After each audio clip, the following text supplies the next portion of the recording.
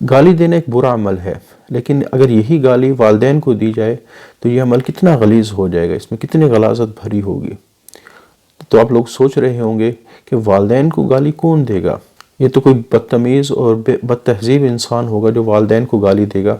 حالانکہ ایک حدیث جب آپ لوگ سنیں گے تو اندازہ ہو جائے گا، ہو سکتا ہے ہم بھی روزانہ کتنی دفعہ والدین کو گالی دے رہے ہوں۔ ایک حدیث شریف کا مفہوم ہے کہ اللہ کے نبی صلی اللہ علیہ وسلم نے ارشاد فرمایا کہ اپنے والدین کو گالی دینا کبیرہ گناہ میں سے ہے۔ تو صحابہ نے عرض کیا یا رسول اللہ، اپنے والدین کو بھی کوئی شخص گالی دے سکتا ہے؟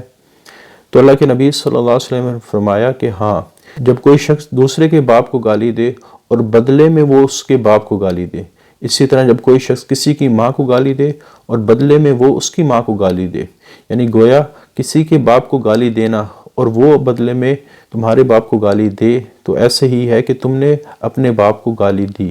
تو اللہ تعالیٰ سے دعا ہے کہ ایک تو گالی کی لعنت سے محفوظ فرمائے، اور جس پر اللہ کے نبی صلی اللہ علیہ وسلم نے گناہ کی شدت بتائی ہے، اللہ اس سے بھی محفوظ فرمائے۔